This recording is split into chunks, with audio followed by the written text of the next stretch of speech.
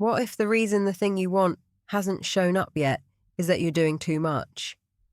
I know how that sounds, but in the next few minutes, I'm going to show you why doing nothing after you've made your assumption is honestly the most powerful move you've got, and why every time you chase it, check on it, or try to force it along, you're quietly telling the universe you don't actually believe it's yours yet. This isn't about being lazy. It's not about giving up. It's the exact thing Neville Goddard meant when he said creation is already finished. So stick with me, because by the end of this, you're going to see why the people who seem to get everything they want are usually the ones who learn to stop trying so hard. Okay, here's the strange little truth that almost nobody in this space will actually say out loud. The harder you work at manifesting something, the further away you tend to push it. And I get it, that sounds completely backwards. Everywhere else in life, we're taught the opposite. Want it more, work harder, take more action, hustle. And in a lot of areas, sure, that's true, but manifestation doesn't play by those rules. It runs on the opposite logic entirely. And once you really get why, you'll stop accidentally sabotaging the very things you want the most. So here's what we're going to do. 3 things. First, I'll show you why effort, real, anxious, trying hard effort, is actually a signal of lack, and why that signal quietly works against you. Second, I'll unpack what Neville really meant when he said creation is already finished, because this is the bit most people nod along to without ever actually getting it. And third, and this is the one that changes things, I'll give you the 3 things you need to stop doing starting tonight. Just 3, nothing complicated. Let's get into it. Let me ask you something. When you already have something, I mean really have it, no question in your mind, do you sit around trying to manifest it? Of course you don't. You don't wake up in the morning and affirm, I have a left hand. You don't check 40 times a day to make sure it's still attached. You don't try to have it, you just have it. And notice, the having is completely silent. There's no effort in it at all. It doesn't make a sound. Now think about the thing you're trying to manifest right now, the person, the money, whatever it is. How does that feel, honestly? For most people, it feels like reaching, like leaning forward, checking the phone, refreshing something, doing one more visualization before bed just to be safe. And here's the part that stings a little. Every one of those moves is a tiny announcement. Every single one of them is saying, I don't have this yet. That's what effort is. Effort is the voice of lack. The more you strain toward a thing, the more you're confirming to your own mind that it isn't real yet, that it's still out there somewhere, just out of reach. Neville said it really plainly. He said your mood determines your world. And the mood of already having something, have you noticed? It's quiet, it's calm, it doesn't strain, it doesn't chase, it doesn't need reassuring. So if you find yourself straining, that's the tell. You've already stepped out of the assumption. You probably didn't even notice you did it. Now, this is where a lot of people get a bit lost, so stay with me. Neville said something that, the first time you hear it, sounds almost absurd. He said, creation is finished, done, already complete, nothing left to make.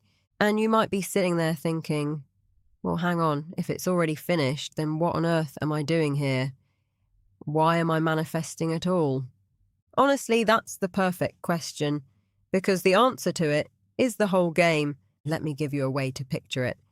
Imagine every possible version of your life already exists. Right now, every outcome, every relationship, every version of you, the rich one, the loved one, the calm one, the one who already has the thing. They're all already there, which means you're not building the life you want. You never were. You're selecting it. You're choosing which one you tune into. Think of it like an old radio. There are dozens of stations all broadcasting at once, all the time, whether you're listening or not. The music's already playing. When you turn the dial to your favorite station, you didn't create that song. It was already in the air. You just tuned into it, and that's it. That's all manifestation actually is, tuning the dial. So when I say do nothing, this is what I mean. Doing nothing isn't passive. It's not sitting there hoping. It's the act of staying tuned to the station, where the thing is already yours. That's the work. And every single time you panic or chase or force or go digging for evidence, you spin the dial. You knock it straight off your station and onto the one called it hasn't happened yet. And then you sit there, confused, going, why does the signal keep dropping? It keeps dropping because you keep touching the dial.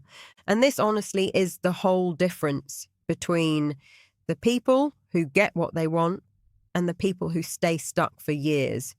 It was never about who worked harder. It was about who could stay still, who could assume the thing was done, and then actually leave it alone long enough for it to arrive. That last part, leaving it alone, that's where almost everyone falls apart. So let's fix that. Let's make it practical. So how do you actually do nothing in a way that works? Because I want to be clear, I'm not telling you to lie on the sofa and wait for the universe to deliver. That's not it. What I mean is 3 very specific things you stop. Get these 3 right, and you'll feel the shift almost straight away. I'm not exaggerating. Number 1, stop checking for evidence. And this is the big one, probably the one you're most guilty of. And don't worry, so was I. You make your assumption, you feel good for about 10 minutes, and then the mind goes and looks. Did they text? Has the money come in? Has anything changed? And every little check is a doubt wearing a disguise. Think about it. When you genuinely own something, you don't audit it every hour to make sure it's still yours. You just trust it's there. So decide the thing is done, and then stop inspecting reality for proof. Because reality is the last thing to catch up, not the first. If you wait for the world to show you proof before you'll believe it, you've got the whole thing backwards. Number 2, stop telling everyone and stop piling on more. You know the feeling? You make your assumption, and almost immediately, this anxious little voice pipes up. Yeah, but shouldn't I also do this technique and that one, and maybe add a third just in case? And here's the thing about just in case. Just in case is the lack. It's doubt in disguise, again. One assumption held calmly, quietly, with total certainty, is worth more than 10 frantic ones stacked on top of each other. So pick your assumption, the one, and then let it be enough, because it genuinely is enough. You don't need the backup plan. The backup plan is just you telling yourself the first one might not work.